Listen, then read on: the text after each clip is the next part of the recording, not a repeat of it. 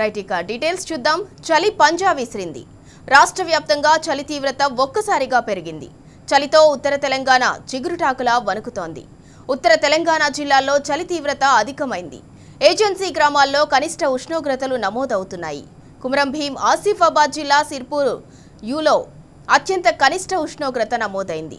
10.2 డిగ్రీలుగా నమోదైందని హైదరాబాద్ వాతావరణ కేంద్రం ప్రకటనలో తెలిపింది. ఉదయం పొగమంచు చలిగాలులు వీస్తోండగా రాత్రి సమయంలో చలి తీవ్రత క్రమంగా పెరుగుతోందని తెలిపింది.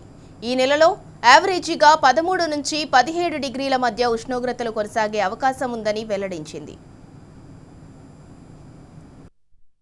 రాష్ట్ర వ్యాప్తంగా సాధారణం కంటే 4 నుంచి 5 డిగ్రీల మేర ఉష్ణోగ్రతలు పడిపోయాయని తెలిపింది. వచ్చే 3 రోజులు ఇదే విధంగా వాతావరణం ఉంటుందని వివరించింది. ఆదిలాబాద్, నల్గొండ, భద్రాచలం, రామగుండం, నిజామాబాద్, హయత్నగర్, పటాన్చెరు, హైదరాబాద్, మహబూబ్నగర్, ఖమ్మం, రంగారెడ్డి, వరంగల్, కుమరం భీం ఆసిఫాబాద్, యాదాద్రి భువనగిరి జిల్లాల్లో చలి ఎక్కువగా ఉంటుందని హెచ్చరించింది.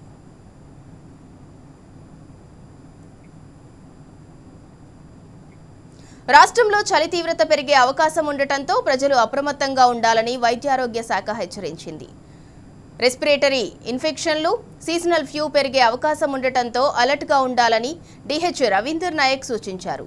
జ్వరం, దగ్గు, గొంతు తడి ఆరిపోవటం, నొప్పులు ఉంటే నిర్లక్ష్యం చేయవద్దని తెలిపారు. గర్భిణీలు, 5 ఏళ్లలోపు చిన్నారులు, వృద్ధుల్లో సీజనల్ ఫ్లూ లక్షణాలు ఉంటే వెంటనే సమీపంలోని ఆసుపత్రులను సందర్శించాలని కోరారు.